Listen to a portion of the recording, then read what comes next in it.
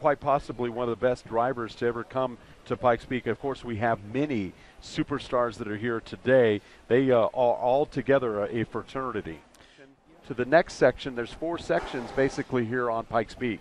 Well, with 800 horsepower and Sebastian's incredible talents, I'm sure there's some wiggle room. There's some gray area in there.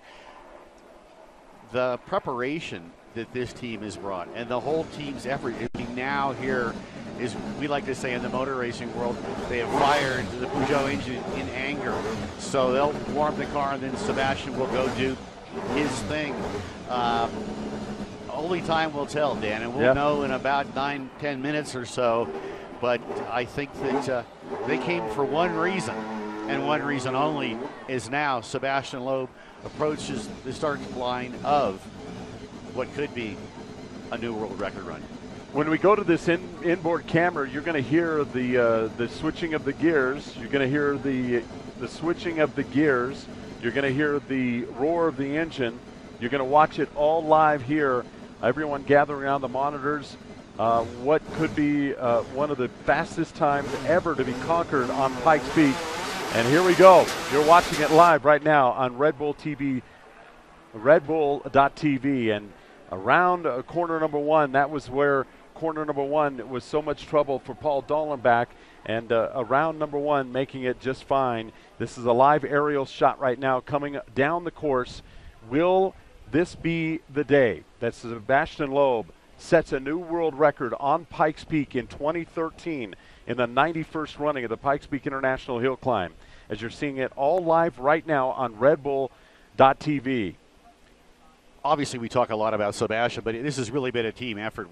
We have to look at the whole effort from start to finish, the preparation, the build out of this car, the testing, all the stuff that you don't see that goes into what could be an 8-minute showcase. So literally, as we have the whole team surrounding us here on our broadcast platform here at the base of Pikes Peak at start line, about 9,200 feet, everybody is intently watching as we are getting tremendous shots overhead. Absolutely.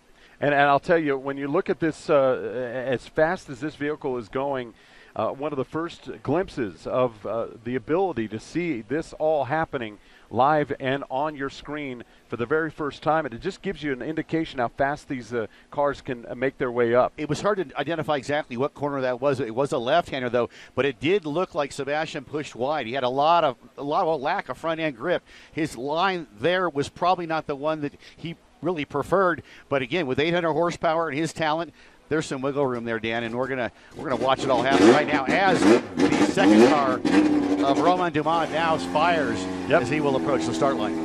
Around that corner, coming up to Glen Cove, and then obviously Sebastian Loeb is going to need to get all the speed in this area because he will be in that area where he's going to start to come along the ragged edge and go up to the summit of Pikes Peak through the W's. Some of the big hairpin turns that Sebastian Loeb is going to have to conquer, and then very soon Dumas is going to be also trying to conquer the turns here on Pikes Peak, as you're seeing it all live right now, coming up to an area of the race course that is near 16 Mile. And I'll tell you, as you watch this right now and the trees go flying by, the speed of upwards of 160 miles per hour is by Sebastian Loeb, the Frenchman driving the Peugeot Sport 208 T16. Around the corner he goes, and up now coming to the area of Glen Cove. And I'll tell you, this is, again, the area of Pikes Peak where if you're going to set a record, you have to be in the area set that record in this section of the highway, because you're not going to gain speed as you're going up into those higher elevations. I want to really especially watch the W's as he goes up to 16 Mile and then up to bottomless pit. I think this is an area where Sebastian and the horsepower is really going to shine. Danny, I tend to disagree with you a bit. I think the reason they've come with so much horsepower and the turbocharged application, you heard them short shifting it here off the start line. I think this might be an effort that really is designed to, and I'm guessing, to push midway to the top. You're watching it live here on redbull.tv. Sebastian Loeb making his way up now, going past Glen Cove. He's going to be coming up to Ragged Edge. This is going to be the first park. It's called Elk Park, and if you're watching and you have your maps out, you can see what's left for this, what Sebastian Loeb hopes to be a record-breaking and record-setting attempt. He's going to be coming up to Ragged Edge. You can see everybody. Is everybody excited about this run? Is there excitement in the air? There we go. There's excitement right now, and they're coming up. Sebastian Loeb coming up to Ragged Edge right now, and as you see the turn around to get to Ragged Edge, this is when you're on this part of Pikes Peak. Directly to the driver's right is the straight down the mountain, and he's coming up to the W's, which is he's either going to make it or break it in this area, Kurt. Well, it's Mike Hall, and he's heading up to an area last year where we had that big off by the Mitsubishi team, and a lot of guys don't like this area of the racetrack. We've not talked to Sebastian about this in particular, but as Roman Dumas now heads up to the start line here, Sebastian now heading up into the area where they had the big off with the Mitsubishi guys last year. And that's enjoyable. I appreciate that. We've got the power, and we've got the helicopter. Now you can see Sebastian Loeb coming up to the second leg, the second cut of the W's. He's going to be coming up to 16 Mile. He's already passed Ragged Edge. Sebastian Loeb driving the Peugeot Sport 208 T16. Is he going to set a new world record? Only time will tell. He had some difficulties a little bit in the beginning of the Section 1, but as you can see right now, he is definitely making his way up the mountain here at Pikes Peak. We've seen it before, Kurt. We've seen the competitors.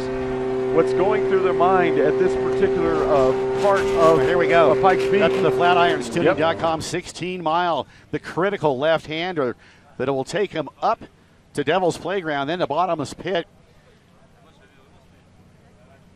He's going up to Devil's Playground as well. Look at the crowd at Playground. Holy Devil's cow. Playground absolutely packed year in and year out. And again, if he's not going to have the speed coming through the W's, this is where he can really make it up as he's coming up to the upper part, to upper gravel pit. He's approaching, and he's already passed 19 Mile here on Pikes Peak Highway. And this is a very critical area because we're above tree line now. You lose some reference points. You're literally looking off into the sky. It's an area that maybe for a first-timer, certainly with Sebastian's talents, I hope that doesn't come into play, but for a first-timer, as you come above tree line, you lose all reference points. You're literally driving into the sky, and a lot of these corners do fall away. They're decreasing radius. It's a very challenging point, but I think this is where this guy's really going to shine. No question about it. You can see the consternation of the people when they switch back to the camera to us. We have the helicopter obviously geared up, and we're going to hopefully get reacquainted with the helicopter here shortly. As the last check, he's going to be coming up to Gravel Pit, which is an area up on top of Devil's Playground where Sebastian Loeb is going to be able to reach some big-time speed through here. You can see there's not so much section of the highway that you have any danger on the right or left of going over the side of the cliff, and you can see that he is really picking up this big-time speed coming up as we're approaching the summit of Pikes Peak. He's going to be coming around Boulder Park up to Olympic. There's a couple of hairpin turns there, and then it's up to the summit. And hopefully what he hopes is going to be a record-setting attempt. Well, we just heard Roman Dumas take off the American Le Mans Series driver and Le Mans 24-hour champion. Sebastian now approaching the summit.